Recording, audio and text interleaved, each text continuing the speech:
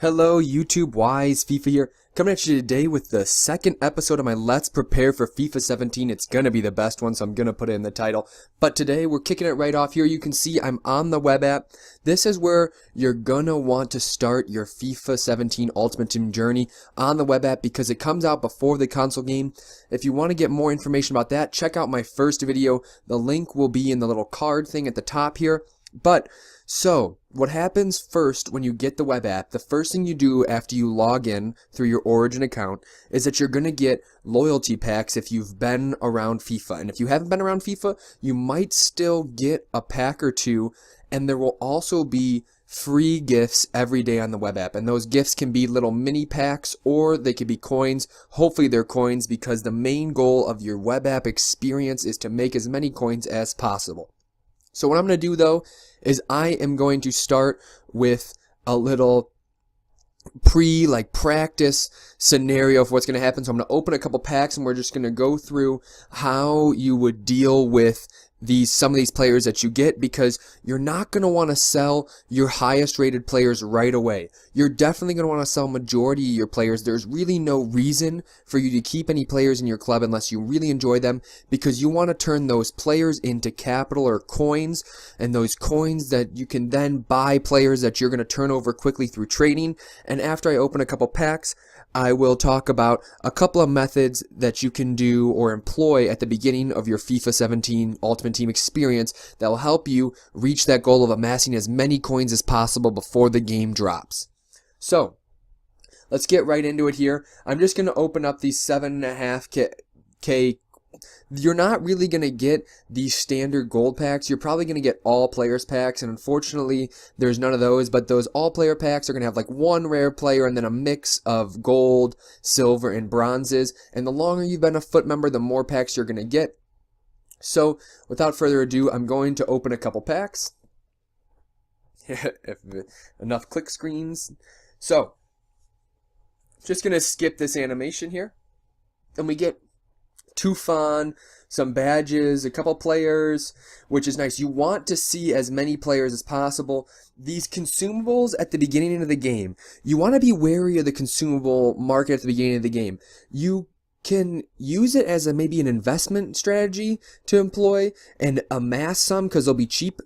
But no one's going to be buying consumables until the game really drops. And even then, tons of people are going to be spending FIFA points when the game first drops. So player prices and consumable prices are going to be extremely low. So that could be a good time to invest in consumables if you know you're going to play a lot, such as squad fitness cards and contracts. But a market that might be underexploited, and I could go into more depth in a future video, is this kit market. There's always really nice kits at the beginning of FIFA that people don't realize will go for a ton, and you can really snag some nice deals, and that could help you if you're trying to get into a side stream market, if that's the type of trader you are.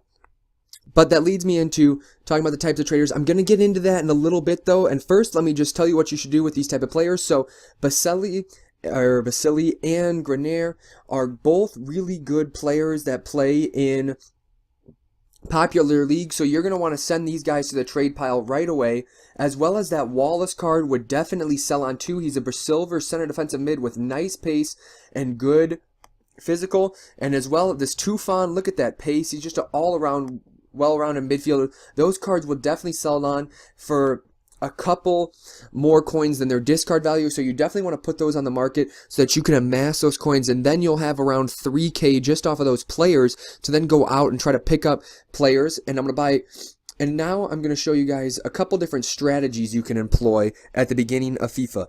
So this first strategy is the mass bidder. And so what you're going to do here is you're not going to use the name function or anything, but you're going to set up your parameters to how many coins you want to spend per card, probably around 350, and you're going to go to a popular league like the BPL, the Bundesliga, Ligue 1, or the Serie A, or La Liga. And for this case, let's go to the Serie A, and I'll show you. So at the beginning, there's going to be a bunch of these non-rare cards. You're going to want to set your parameters to gold. I should have done that, so I'm going to go back and do that. But send your parameters to gold for this. This is the mass bid portion. So you want to put bids of players that you see that have good enough pace, or a couple high 70s, low 80s stats, and you want to put bids on those players.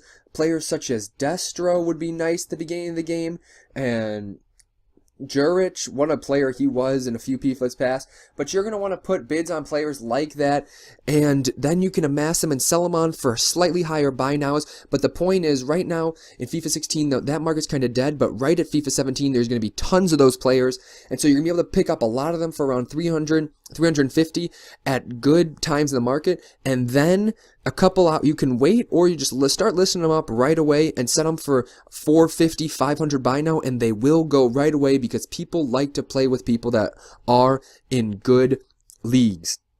The next little strategy you can employ is the bargain hunter strategy. And so this takes a little bit more patience and takes a little bit more knowledge and research on Foothead or FootWiz to find some players that you think people are going to want to play with at the same time but are yet unknown to the masses. So what you do there is you can set your parameters to silver or bronze, low silvers or low bronze, and you can just go through and see if any of the shiny rare or default rare, or non-rare I should say, silver or bronze players that have a lot of pace or have some skill or anything like that, you can go on there and see, and you can pick up players like this for 150 if you want to do the non-rares, but the rares are where the money really gets at.